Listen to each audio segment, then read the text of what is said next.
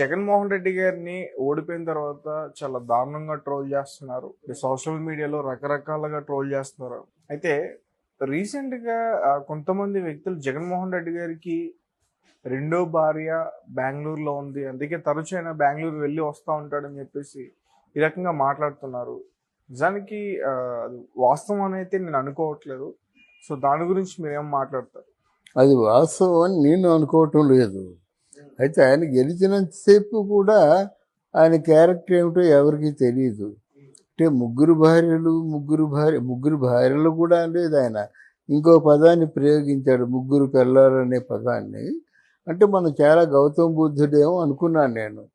అంటే శ్రీరామచంద్రుడు ఎలాగైతే ఏక పత్ని వ్రతుడయ్యాడో ఈయన కూడా అలాగ అనుకున్నాం. కానీ తర్వాత ఇప్పుడు బయటపడుతున్నాయి నేను ఆయన తాలూకు చిదంబర రహస్యాలు అనేది. ఒకరు చెప్తే అది వదంత అనుకుంటాం, 10 మంది చెప్తే 10 మంది 10 అనుభవాలు చెప్తే దాంట్లో కొంతైనా నిజం ఉండకపోద్దా అని ఒక ఆలోచన అందరిలో వచ్చిందన్నమాట. ఎందుకంటే ఆయన ఎవరినైనా సరే చాలా మంచి భావనతో చూస్తాడు, దేవుణ్ణి ప్రార్థిస్తూ తల నిమురుతాడు. జగన్మోహన్ రెడ్డి గారి గురించి అలాగే చెప్తున్నారు అని చెప్పుకున్నారు. కానీ ఇప్పుడు ఒక్కొక్కటి బయటకు వస్తుంది.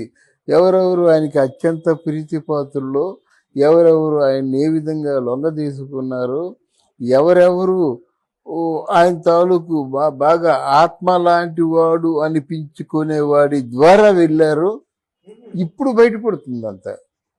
ఇప్పుడు ఆయన పెర్మిషన్ అంటే అంత తేలిగ్గా ఇవ్వడు కదా. ఎవరు ఇస్తారు ఆ ప్యాలెస్లోకి పెర్మిషన్? ఒంటరిగా ఉంటాడు, అక్కడ మసాజ్ చేయించుకుంటున్నాడో తెలీదు, ఏవో కొంచెం ఆనందాలు ఉన్నాయి, ఆటలాడుకుంటున్నాడో తెలీదు. వీడియో గేమ్స్ అవి బాగా ఆడతాడట. ఎన్ని తర్వాత నిజం, వీడియో గేమ్స్ అవి బాగా ఆడతాడట. మసాజ్ అంటే వల్లమాలని ఇష్టం అట. ఆ మసాజుల్లో రకరకాల మసాజులు ఉంటాయి. అందువల్ల ఇవన్నీ ఇప్పుడు బయటకు వస్తున్నాయి. ఇప్పుడు అంతే కదా, ప్యాలెస్ విడిచిపెట్టి రాకుండా ఉండాలంటే ఆయనకి ఏదో స్వర్గంలో తేలిపోయే అనుభవాలు ఏవో ఉండాలి. ప్రజల్ని మించినటువంటి అనుభవాలు, ప్రజాక్షేమాన్ని మించిన అనుభవాలు ఉంటేనే అక్కడ ఉంటాడనమాట. ఏముంది, ఉదయం లేచి కమ్మగా తిన్న తర్వాత ఏముంది, నిద్ర వస్తే నిద్రపోతాడు. నిద్ర రావడానికి మసాజులు కావాలి కదా. అందువల్ల ఇప్పుడు అనిపిస్తున్నాయి. ఇప్పుడు బెంగళూరులో ఆయనకి ఏదో ఒక వింత వ్యాధి ఉందట. ఆ పేరు చెప్పారు కానీ ఆ పేరు నాకు జ్ఞాపకం లేదు. దానికోసం ప్రస్తుతం ట్రీట్మెంట్లు జరుగుతున్నాయట. అది మాత్రం వాస్తవం. అతనికి ఉందా వ్యాధి? ఆయనకి వ్యాధి ఉందట. ఆయనకి అసలు రాజకీయాల్లో రాకముందే ఓ వ్యాధి, అంటే ఒక ప్రథమ కోపం, తర్వాత సక్రమంగా ఆలోచించుకోలేకపోవడం, ఎవరినైనా కొట్టేయడం, ఎవరినైనా తిట్టేయడం, ఎవరినైనా అంటే హత్యా రాజకీయాల తాలూకు అంటే ఆ ధోరణి ఉందట ఆయనలో. ఒక వ్యక్తి చెప్పారండి నాకు, ఇప్పుడు వాళ్ళ నాన్నగారు పలానా వాడు నాకు కనిపించకూడదంటే వాడు కనిపించకపోతే ఆయన హ్యాపీగా ఫీల్ అయ్యేవాడట. వాడు కూడా పోన్లే ఆయన కొంత కోపం వచ్చిన తర్వాత ఎందుకు కనిపించాలని దూరంగా పోయేవాడు, ఊరు మారిపోయేవాడు. ఈయన అలా కాదు, పలానా వాడు ఇక ముందు నాకు కనిపించకూడదంటే అది దానికి సాక్ష్యం తీసుకురావాలి. అర్థమైందా? వాడు మీకు కనిపించినట్టు దానికి రుజువు ఏమిటి అంటే ఇదిగో రుజువు అని చెప్పాలట. అంత దారుణమైన వ్యక్తి అట. అంటే వాళ్ళకి రాజశేఖర రెడ్డికి ఈ జగన్మోహన్ రెడ్డికి ఉన్న తేడా అది. నీకు చెప్తే నాకు గుండె జారిపోయింది మాట. అంత భయంకరమైన వ్యాధి ఆయనకు ఉంది మాట. అందుకే కదా మరి 5 సంవత్సరాల్లో 151 మంది మ్యాండేట్ అంటే ఎంత అపురూపంగా చూసుకోవాలి, ఎంత రెక్కలెస్గా చూశాడు. ఆయన తాను జీవితంలో నమ్మింది 5 తిట్టేవాళ్ళనే కదా నమ్మాడు. ఆయనకు అవసరం ఏంటంటే చంద్రబాబు నాయుడు కానీ కాదు సార్. ఇప్పుడు బెంగళూరు ఎందుకు వెళ్తాడు ఆయన ఎక్కువ? బెంగళూరు ఇప్పుడు ఇక్కడ తలదాచుకోలేడు కదండి. తాడేపల్లిలో పోలీస్ ఫోర్స్ ఉంది, బెంగళూరులో కూడా పోలీసు ఫోర్స్ ఉంది. ఆయన పర్సనల్ సెక్యూరిటీ 30 మంది ఆయనతో ఎప్పుడు వెళ్తారు. ఇక్కడ అంత ఉండదు కదా. ఇక్కడ ఎప్పుడు వచ్చి ఎవరు కొట్టేస్తాడో తెలియదు. అంటే జనసేన ఎలా తయారైందంటే ఒక శివసేన మాదిరిగా తయారైందన్నమాట. జనసేన దృష్టిలో పడ్డారంటే ఇంకా మనుషులు మిగలరు. మనిషి చేత్తో పీకి చంపేస్తారు అంతే. ఆయుధాలు అవసరం లేదు. అంతగా భయంకరమైనటువంటి సేన అన్నమాట. ఆడవాళ్ళు కానీ మగవాళ్ళు కానీ పోరాటం బాగా చేసే సామర్థ్యం ఉన్నవాళ్ళు.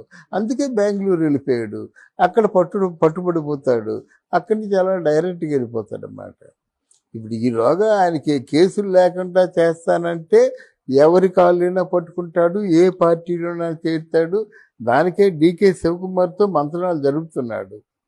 అంటే పార్టీలో కలవమని చెప్తారు వాళ్ళు, కాంగ్రెస్ పార్టీ వాళ్ళు. So what? అంటే కలవడమా, పొత్తులతో కలవడమా, లేకపోతే తన పార్టీని విలీనం చేసేస్తున్నారు? విలీనం చేసే దిశగానే అడుగులేస్తున్నాడు. రాజకీయాలంటే ఆయనకి రోత పుట్టాయి. ఇప్పటికి కూడా తెలుసుకోలేకపోతున్నాడు. ఆ డబ్బులు ఇచ్చాను, ఈ డబ్బులు ఇచ్చాను, అన్ని లక్షలు ఇచ్చాను ఇంటింటికి, నాకు ద్రోహం చేశారనేటువంటి పద్ధతిలో ఉన్నాడు. కానీ పరిపాలన చేస్తుండగా ఇన్ని తప్పులు చేశాను, ప్రజా ఆగ్రహానికి ఈ విధంగా గురి అయిపోయాను.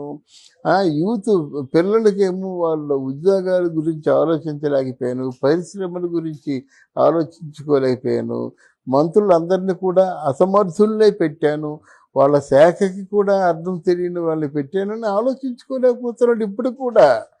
ఇప్పుడు కూడా ఏదో తప్పు ఉంది, ఆ తప్పు అందరికీ తెలుసు అని చెప్తున్నాడు. కానీ మరి ఈ తప్పు నువ్వు 2019లో చేశావు కదా, అప్పుడు నిన్నంటే ఎందుకు పైకి ఎగిరిపోయావు నువ్వు? అప్పుడు 151 సీట్లు గెలిచావంటే నీళ్ళు ఏదో లోపం ఉంది, నువ్వేదో పొరపాటు చేస్తావు, నీకేదో యంత్రాంగం సహకరించింది అనుకుంటే నువ్వెందుకు అంత, నీకు నీ బొట్టులకి అంత కోపం వచ్చేసింది? అందువల్ల ఇవన్నీ రాంగ్ ట్రాక్లో వెళ్తాడు. నువ్వు విశాఖపట్నం వెళ్ళాలంటే విశాఖపట్నం ప్రజా సంక్షేమానికి మూలం అనుకుందామండి. విశాఖపట్నం వెళ్ళాలంటే నువ్వు బొంబాయికి టికెట్ తీసుకుంటే దారి తప్పిపోతావు కదా. అలా దారి తప్పిన మనిషి అయిపోయాడు ఇప్పుడు ఆయన.